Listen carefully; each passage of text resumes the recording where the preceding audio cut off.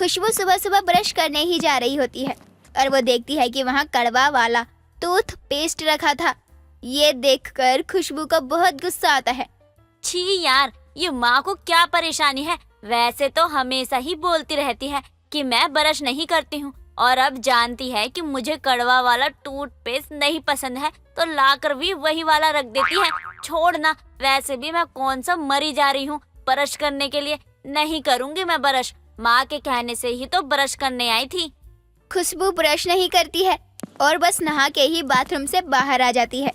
खुशबू को ऐसे साफ सुथरा देखकर खुशबू की माँ अनीता उससे कहती है, अरे ओ महारानी, तूने अपने तन को तो साफ कर लिया, लेकिन अपने दांत को कौन साफ करेगा, तेरा बाप? हाँ माँ, किया ना। आप भी क्या पीछे पड़ी रहती हो? अरे बच्ची थोड़ी हूँ मैं जो हर बात में आगे पीछे ही लगी रहती हो आप मेरे। अगर तू बच्ची होती ना तो 2 थप्पड़ मारकर तुझे सीधा कर देती। बड़ी आई। अरे मैं तेरी भलाई के लिए ही कहती हूँ ना। दांत देखे तूने अपने? तेरे दांत सड़ने लगे, हर वक्त दांतों से बदबू आती रहती है। अरे कम से कम दांत तो साफ कर लिया कर।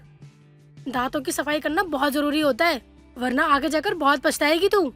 माँ कुछ नहीं होगा, आप ही खामखा इतना सोचती रहती हो। अरे आज तक तो इतना हुआ नहीं, तो अब क्या ही हो जाएगा। तू तो हमेशा ही अपनी मनमानी करती रहती है। तुझे मेरी कही हुई बात तो कभी सही लगती ही नहीं है। तुझे तो हमेशा यही लगता है ना कि सारे फसाद की जड़ तेरी माँ ही है। माँ आप ना बिना बात के ही अब बहस कर रही हो। अरे मैं तो आपको कुछ बोल भी नहीं रही हूँ, फिर भी पता नहीं क्यों आपको इतनी मिर्च लग जा रही है। इतना सब बोलने के बाद बोल रही है कि मैंने कुछ बोला ही नहीं। चल ये सब छोड़ और खाना खाते हैं। तुझसे बहस करना यानी मेरे सर में दर्द होना।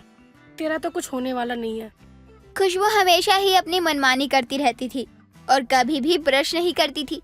ऐसे ही कई दिन निकल जाते हैं। कुछ दिनों बाद खुशबू अपने बॉयफ्रेंड अजय के पास जाती है और अजय से बोलती है, अजय मैं कैसी लग रही हूँ? देखो वैसे तो मुझे पता है कि मैं बहुत सुंदर लग रही हूँ, लेकिन आज मैं खास तुम्हारे लिए तैयार होकर आई हूँ, तो बताओ ना मैं कैसी लग रही हूँ? वो सब तो ठीक है, लेकिन इतनी गंदी बदबू आ कहाँ से रही है? ऐसा लग रहा है जैसे कहीं कोई चूहा मर गया हो। छी छी, कितनी गंदी बदबू आ रही है। तुम्हें नहीं आ रही क्या? नहीं तो मुझे कहीं से भी नहीं आ रही बदबू। तुम भी किन बातों पर ध्यान दे रहे हो? अरे मुझे देखो ना, मैं तुम्हारे लिए ही तो इतना तैयार होकर आई हूँ, और एक तुम हो कि नजर भरकर मुझे देख भी नहीं रहे हो। छी खुशबू, ये बदबू तो तुम्हारे मुंह से आ रही है। तुम ब्रश नहीं करती क्या? अरे कितनी गंदी बदबू आ रही है तुम्हारे मुंह से। और तुम्हें ये बदबू नहीं आ रही क्या? और दूर होके बात करो मुझसे, पास मत आओ। अजय अब ना तुम लड़ाई करने के काम कर रहे हो। मैं तुम्हें परेशान नहीं कर रही हूँ, तो तुम भी अब कुछ मत बोलो। मुझे पता है कि मेरे मुंह से कोई बदबू नहीं आ रही है। अरे मेरे सर पे क्या पागल लिखा हुआ है? मैं क्यों झूठ बोलूंगा? तुम्हारे मुंह से बदबू आ रही तभी कह रहा हूँ। इतनी गंदी बदबू ना गटर से भी नहीं आती है जितनी तुम्हारे मुंह से आ रही है। तुम ब्रश नहीं करती क्या? तुम्हारे दांत देखो कितने गंदे हो रहे हैं। तुमसे तो बात करना ही बेकार है। तुम्हें मुझसे बहुत परेशानी है ना? देख लेना, एक दिन चली जाऊंगी तुम्हारी जिंदगी से। फिर मत बोलना कि वापस आ जाओ। मैं तुमसे बहुत प्यार करता हूँ। खुशबू क्या दिक्कत है तुम्हें? हर वक्त जाने की धमकी देने लग जाती हो। अरे मैं कुछ बोल दूंगा ना तो मुंह बन जाएगा। मेरी भी बात समझने की कोशिश किया करो। हमेशा धमकी देना ना अच्छी बात नहीं होती है। हाँ तो अपनी ही गर्लफ्रेंड का ऐसा मजाक बनाना तो जैसे बहुत अच्छी बात होती है ना। मैं तुम्हारा ऐसे मजाक बनाऊं ना तब तो तुम्हें बहुत जल्दी बुरा लग जाएगा, और जब दूसरों का बना रहे हो तो कुछ नहीं। अच्छा ठीक है, मुझसे गलती हो गई। तुम्हारा मजाक उड़ा के ना मैंने बहुत गलत किया है। हाँ मैं अपनी गलती मानता हूँ, लेकिन मैं कुछ भी गलत नहीं कह रहा हूँ। जो कह रहा हूँ सही है। तुम एक बार मान के तो देखो। अजय के माफी मांगने के बाद खुशबू अब अजय से ज्यादा बहस नहीं करती है, लेकिन अब भी खुशबू की आदतों में कोई भी सुधार नहीं हो रहा था। ऐसे ही कई दिनों तक चलता है। कई दिनों बाद अजय अपने दोस्तों से खुशबू को मिलवाता है, लेकिन अपने ही दोस्तों के आगे अजय का मजाक बन जाता है, क्योंकि खुशबू के मुंह से बदबू आ रही थी और उसके दांत भी बहुत खराब थे। अजय को बहुत गुस्सा आता है। तुम्हें तो हमेशा मैं ही गलत लगता हूँ ना? हाँ तुम्हें ये लगता था कि मैं तुम्हारा मजाक बनाता हूँ, लेकिन अब तुम्हें ये लगता है कि मेरे दोस्त तुम्हारा मजाक बना रहे हैं, तो उसमें भी गलती मेरी ही है। अरे मैंने तुम्हें कितनी बार कहा था कि रोज ब्रश किया करो, लेकिन नहीं, तुम्हें तो सुननी नहीं है किसी की बात तो मान ही नहीं सकती तुम। और आज तुम्हारे कारण ना मेरे दोस्तों के आगे मेरी बेइज्जती हो गई। इसमें मेरी क्या गलती है? अरे तुम्हारे दोस्त ही बदतमीज है, उन्हें लड़की से बात करने की तमीज तक नहीं है और तुम उनको अपना दोस्त कहते हो। आज के बाद इन लोगों से तुम कभी बात नहीं करोगे। बस बहुत हो गया। आज तक मैं तुम्हारी सारी बात मानता रहा, लेकिन अब और नहीं। तुम्हें क्या लगता है तुम बहुत अच्छी हो, बहुत सुंदर हो, जो मैं तुम्हारी हर बात मानता हूँ? अरे मैं तुमसे प्यार करता था, इसीलिए मैं तुम्हारी हर बात मानता था। लेकिन नहीं, मेरा प्यार और तुम दोनों एक दूसरे के लिए नहीं बने हैं। जितनी इज्जत मैंने तुम्हें दी, प्यार दिया, उतना ही तुमने ना मेरी बेइज्जती करवाई है। ठीक है, अब तुम्हें अलग होने का बहुत शौक है ना, तो अब हम अलग हो ही जाते हैं।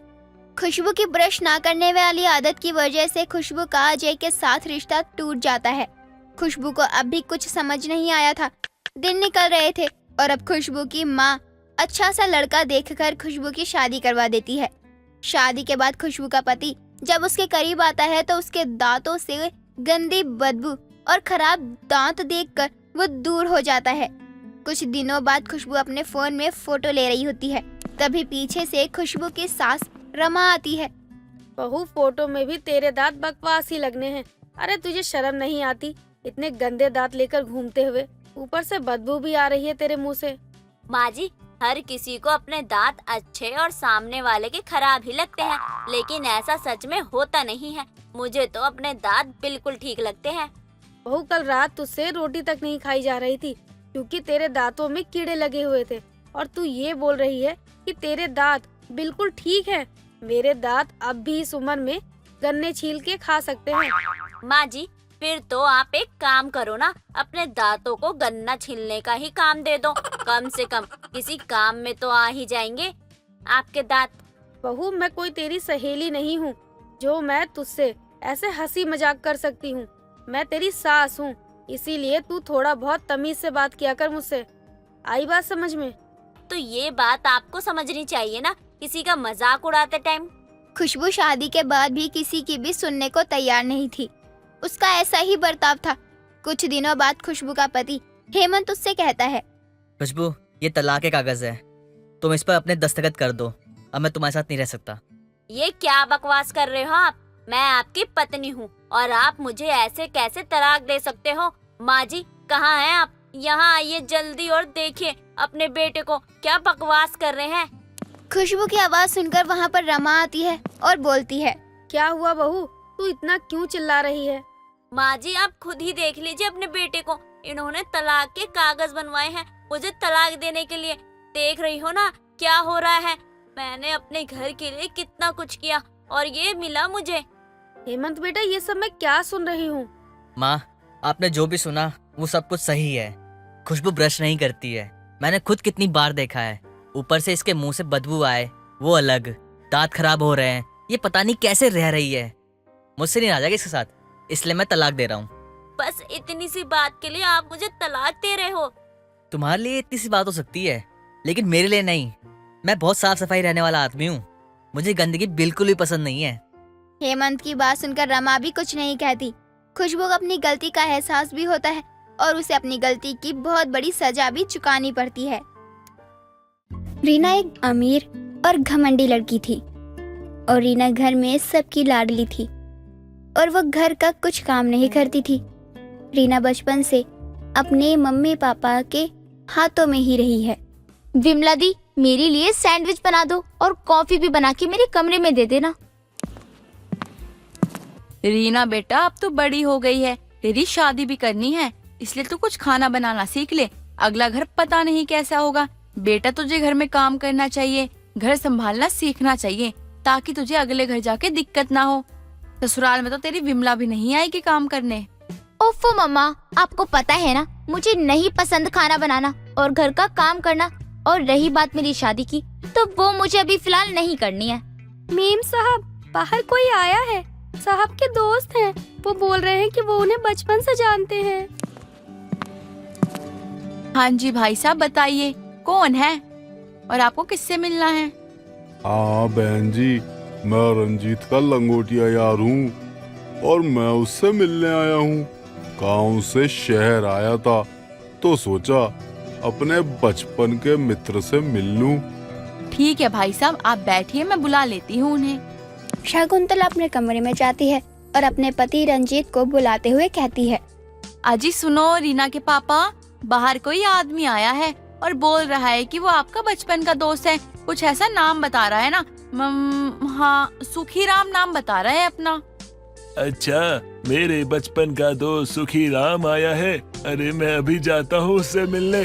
रंजीत खुश होकर कमरे से बाहर आता है और वो बाहर आते ही अपने बचपन के दोस्त को देखकर एक दूसरे की आंख भर लेते हैं और फिर रंजीत और सुखीराम एक दूसरे से गले मिलते हैं और फिर रंजीत बोलता है, आज इतने टाइम बाद तुझे देखा और तुझे देखते ही मुझे इतनी खुशी हुई, मैं क्या बताऊं तुझे। और बता भाई, कैसे आना हुआ और भाभी जी कैसी हैं और तेरा बेटा कैसा है? वो तो बड़ा हो गया होगा, शादी कब कर रहा है? बुलाएगा कि नहीं बुलाएगा? बस थोड़ा काम था शहर में, तो सोचा तुझसे मिलता हुआ जाऊं। और बहुत समय भी तो हो गया है तुझसे मिले, इसलिए आ गया। और मेरे बेटे रमेश के लिए कोई अच्छी सी लड़की मिल जाए तो शादी कर दूं। सुखीराम की बात सुनकर रंजीत ने अपनी बेटी रीना के लिए सुखीराम के लड़के रमेश की शादी के लिए सोच लिया था।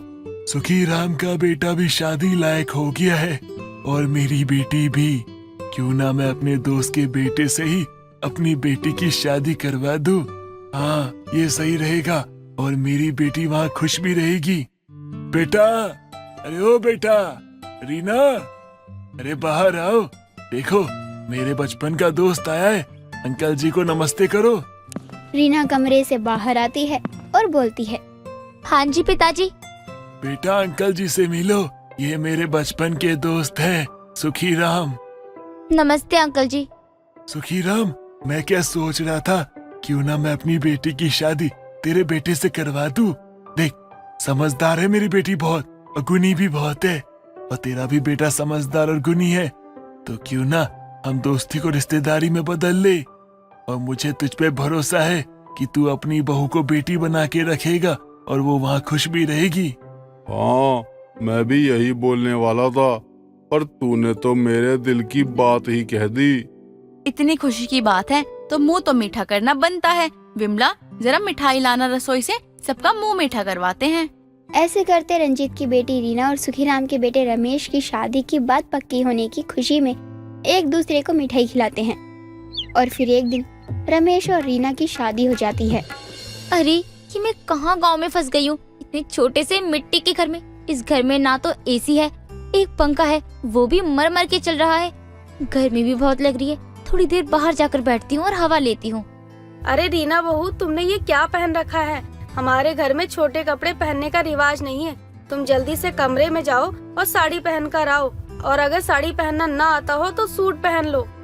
हो माँ जी, तुम्हारी रीति रिवाज रखो अपने पास। तुम्हारी रीति रिवाज की वजह से मैं साड़ी नहीं पहनूंगी और ना ही कभी सूट या साड़ी पहनूंगी। मुझे मेरे घर वालों ने कभी सूट साड़ी पहनना नहीं सिखाया जो मैं ये कपड़े पहनूं। मैं ऐसे ही कपड़े पहनती हूँ और ऐसे ही कपड़े पहनूंगी भी। मुझे दुनियादारी से ना कोई फर्क नहीं पड़ता है। मैंने बचपन से ही ऐसे छोटे और स्टाइल के कपड़े ही पहने हैं। अरे बहू, मैं जानती हूँ कि तू बड़े घर की और शहर की लड़की है, पर बेटी तेरी शादी हो गई है और अब तू किसी के घर की बहू है, तो तुझे हर चीज देखनी पड़ेगी। तू साड़ी नहीं पहन सकती है तो सूट पहन ले। अगर कोई पड़ोसन या तेरे ससुर जी आ गए तो तुझे ऐसे कपड़ों में देखकर क्या सोचेंगे। अब तू रसोई में जा और खाना बना ले। क्या खाना? और वो भी मैं बनाऊं? माँ जी, माँ जी मेरी एक बात सुन लो ध्यान से। मैं यहाँ पर शादी करके खाना बनाने नहीं आई हूँ और ना ही कुछ काम करने। मैं जा रही हूँ अपने कमरे में। ऐसा बोलकर रीना अपने कमरे में चली जाती है, पर उसकी सास उर्मिला उसके ऐसे बात करने के तरीके से बुरा नहीं मानती। उर्मिला खाना बनाने के लिए रसोई में चली जाती है और सभी के लिए खाना बनाती है। शाम होते ही रमेश और उसके पिताजी खेत पर से आ जाते हैं। रमेश अपनी माँ को खाना बनाते हुए देखकर बोलता है, माँ, खाना आप बना रही हो? रीना कहाँ गई? वो क्यों नहीं बना रही खाना? अरे बेटा, रीना की बेशक अभी शादी हुई है, लेकिन उसके अंदर अभी बचपना है। उसे अभी खाना बनाना नहीं आता, इसीलिए मैंने सोचा मैं ही बना देती हूँ। कोई बात नहीं, धीरे धीरे समझ जाएगी। और बेटा, अब तो एक काम कर, हाथ मुंह धो ले और अपने पिताजी के साथ खाना खा ले। जब बहू को भूख लगेगी तो वो रसोई में जाकर खाना निकाल कर खा लेगी। शाम को सब घर आते ही खाना खा के सोने के लिए चले जाते हैं। तभी आधी रात को रीना को भूख लगती है और वो उठकर रसोई में खाने के लिए जाती है, पर रसोई में उसे कुछ हरा साग और रोटी के अलावा कुछ नहीं मिलता, जिससे वो परेशान होकर बोलती है, हे भगवान, अरे ये भी कोई खाने वाली चीज है? यहाँ तो हरे पत्ते की सब्जी और रोटी के अलावा कुछ भी नहीं है। मुझे भूख भी बहुत तेज लगी है। यहाँ गांव में तो कुछ ऑनलाइन ऑर्डर भी नहीं आएगा। अब तो कोई ऑप्शन ही नहीं है, यही घास फूस खानी पड़ेगी मुझे। अभी तो खा लेती हूँ यही सब, कल सुबह मैं बाहर से कुछ मंगवा के खा लूंगी।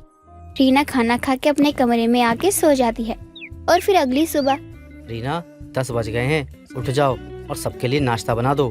मुझे और पिताजी को खेत पर भी जाना है।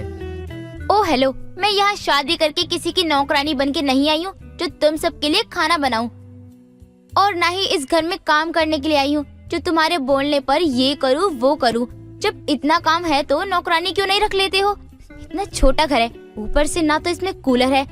तुम्हारे यहाँ इतनी गर्मी की वजह से सोना दुश्वार हो गया है। पता नहीं किस गवार के घर में आ गई हूँ मैं। बस रीना, बहुत हुई बकवास तुम्हारी। जब से तुमसे मेरी शादी हुई है रोज तुम कुछ ना कुछ ड्रामा करती रहती हो। मैंने अभी तक तुम्हारे आने के बाद बीवी का सुख नहीं देखा और ना ही मेरे माँ बाप ने बहू का सुख देखा। तुमसे बहुत परेशान हो गया हूँ मैं। ना तुम्हें मेरी माँ से बोलने की तमीज है और ना ही पहनने ओढ़ने का ढंग है तुम्हें। रीना प्लीज, मुझे तुम्हारी जैसी बीवी की कोई जरूरत नहीं है जो मेरे माँ बाप का आदर भी ना कर सके। तुम अपने घर जा सकती हो, यहाँ लौट कर आने की कोई जरूरत नहीं है अब से। रीना रमेश के चिल्लाने से रोने लगती है। रमेश जी, मैं तुमसे शादी करके आई हूँ तो मैं कैसे जा सकती हूँ अपने ससुराल को छोड़कर? रमेश जी, मुझे माफ कर दो, आगे से ऐसी गलती नहीं होगी। अब मैं माँ जी के साथ धीरे धीरे खाना बनाना सीखूंगी और आपके घर के सारे रीति रिवाजों के साथ काम करूंगी। रीना को अब अफसोस होता है।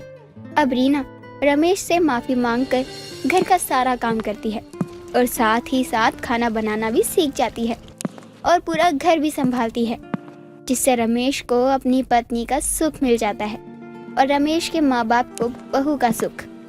फिर सब एक साथ खुश रहते हैं और साथ ही खाना पीना साथ में करते हैं। रश्मि अपनी ननद कनिका के साथ बहुत खुश थी। रश्मि बहुत ही सुंदर और गोरी थी, लेकिन उसकी ननद कनिका काली थी। रूप रंग के चलते उन दोनों में आपस में कोई भेदभाव नहीं किया गया, लेकिन जब भी वो दोनों साथ में होती थी तो लोग उनके बीच भेदभाव जरूर करते थे। एक दिन सुबह के समय दोनों साथ में मंदिर जा रही होती हैं कि तभी रास्ते में उन्हें उनकी पड़ोसन कमला मिल जाती है। बहू, तुझे कितनी बार कहा है कि हमेशा हर जगह अपनी इस काली कलूटी ननद को मत ले जाया कर। इसे तेरे साथ देखकर ऐसा लगता है जैसे चांद पर ग्रहण लग गया हो।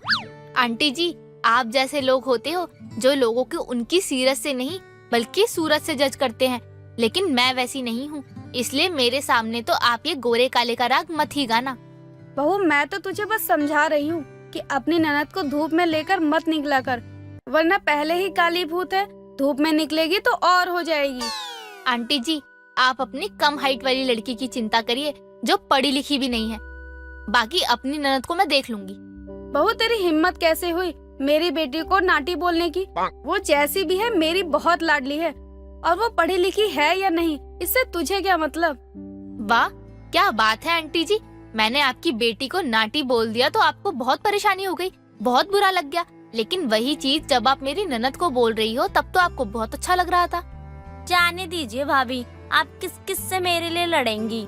आप बिना बात के मेरी चिंता कर रही हो। मुझे लोगों की बातों से कोई फर्क नहीं पड़ता।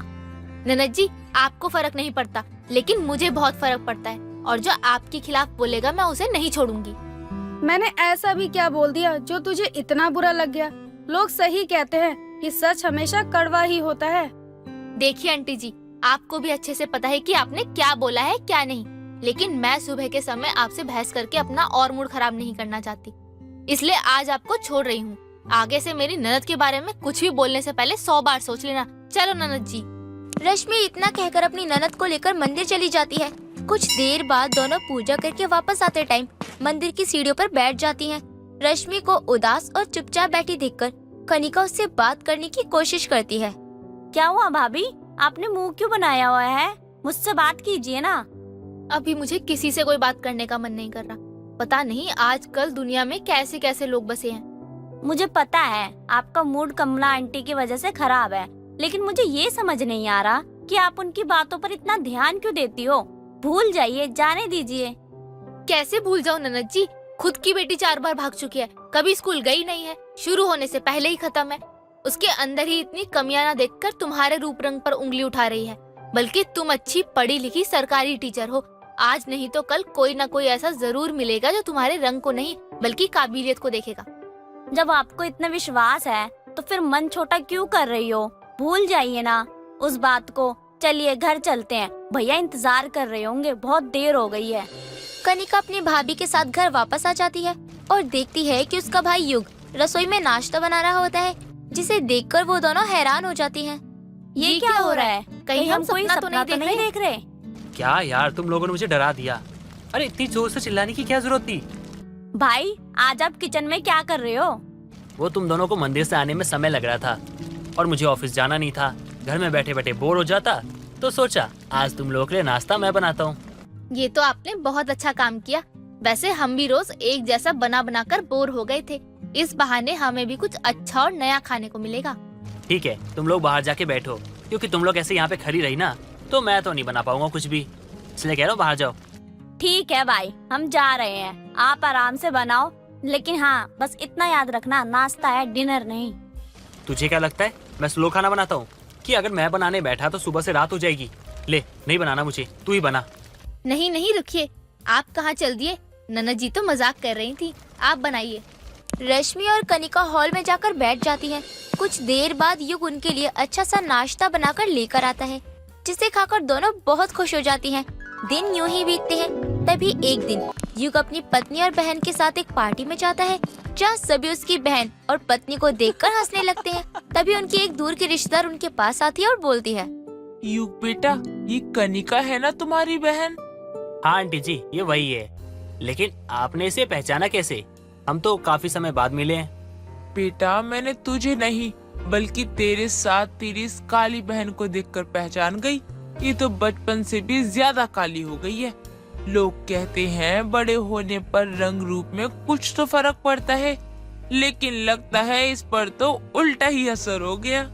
अरे ये कौन है युग जी जो आपकी बहन के बारे में ऐसे बोल रही है और आप आराम से खड़े होकर सुन रहे हैं? तुम कौन हो जो मुझ पे उंगली उठा रही हो? मैं कनिका की भाभी हूँ और युग जी की पत्नी। अरे वाह युग, पत्नी तो बिल्कुल चांद का टुकड़ा ढूंढा है तूने। तेरी पत्नी कितनी सुंदर है। शुक्रिया आंटी जी मेरी तारीफ करने के लिए। मेरी ननद की बुराई करके अच्छा नहीं किया आपने। बहू, अगर तुझे बुरा लगा हो तो माफ कर, लेकिन मैंने तो बस जो सच था वही बोल दिया। कोई बात नहीं आंटी जी, अब हमें देर हो रही है, हमें घर जाना चाहिए। आपसे फिर कभी मुलाकात होगी। युग अपनी पत्नी और बहन को जबरदस्ती घर लेकर आता है। तभी रश्मि गुस्से में युग से बोलती है, युग जी, आपने मुझे उस औरत को ठीक से जवाब क्यों नहीं देने दिया? उसे भी पता चलना चाहिए कि मेरी ननद में कोई कमी नहीं है। रश्मि, ये तुम्हें लगता है, लेकिन वो भी अपनी जगह सही है। कनिका का रंग काला है, जिसके कारण उसकी शादी अभी तक नहीं हो पाई। मतलब आप भी उन लोगों में से हैं जो पहले सूरत देखते हैं, उसके अंदर क्या गुण है इससे आपको कोई फर्क नहीं पड़ता। अरे मैं नहीं, लेकिन आजकल सभी लोग सूरत देखते हैं। युग और रश्मि आपस में बहस कर रहे होते हैं। तभी कमला अपनी बेटी की शादी का कार्ड लेकर उनके पास आती है। बहू, तूने कहा था ना कि रूप रंग मैटर नहीं करता। आज उसी के दम पर मैंने अपनी बेटी की शादी एक अच्छे और बहुत पढ़े लिखे अमीर घर में तय कर दी है। क्या? लेकिन कब, कैसे? कल की शादी है। उनके यहाँ डायरेक्ट शादी ही होती है, सारी रस्में उसी दिन होती हैं। चलो अच्छा है आंटी जी, किसी का तो घर बसेगा। मैं तो कनिका का रिश्ता ढूंढ ढूंढ के परेशान हो गया। क्या कर सकते हैं बेटा, सब कुछ किस्मत की बात होती है। मेरी बेटी कनिका से छोटी है, फिर भी उसकी शादी हो रही है, लेकिन कनिका की अभी तक कहीं बात नहीं बनी। कमला इतना कहकर वहाँ से चली जाती है। अगले दिन बारात आती है और रश्मि लड़के को देखकर दंग रह जाती है, क्योंकि वो शहर से टॉप अमीर लोगों में से एक था। उसे कुछ ठीक नहीं लगता है। तभी वो मौका देखकर उसे बात करने के लिए जाती है, जहाँ उसे पता चलता है कि कमला की बेटी ने उसकी ननद की डिग्री दिखाकर लड़के को इम्प्रेस किया है। तभी वो लड़के को सब सच बता देती है और लड़का कमला से बोलता है, आंटी जी, ये क्या कह रही है? आपकी बेटी कभी स्कूल नहीं गई, लेकिन आपने तो कहा था उसने पीएचडी कर रखी है, और ये डिग्रियां तो ये कह रही है इनकी ननद की है। नहीं नहीं, ये सब झूठ बोल रही है, ऐसा कुछ भी नहीं है। मैं सच बोल रही हूँ। एक जैसा सरनेम होने के कारण इन्होंने ये गेम खेला। माफ करिए आंटी जी, मैं आपकी बेटी का रिश्ता नहीं तोड़ना चाहती थी, लेकिन झूठ पर बना रिश्ता ज्यादा दिन टिकता नहीं है, इसलिए मुझे सब सच बताना पड़ रहा है। देखिए, क्या सच है क्या झूठ, ये सब तो मैंने देख लिया, लेकिन अब मैं ये शादी नहीं कर सकता, मुझे माफ कीजिएगा आप। लड़के वाले तुरंत शादी तोड़ देते हैं और वहाँ से चले जाते हैं। अगले दिन सभी रश्मि और युग के घर आते हैं और कनिका को अपने घर की बहू बनाने की बात करते हैं। ये सुनकर सभी खुश हो जाते हैं और दोनों की शादी करवा देते हैं। और इसी तरह से रश्मि काली ननद की शादी ऐसे घर में करवाने को कामयाब हो जाती है जो उसकी सूरत और रंग नहीं बल्कि उसके गुणों को देखते हैं।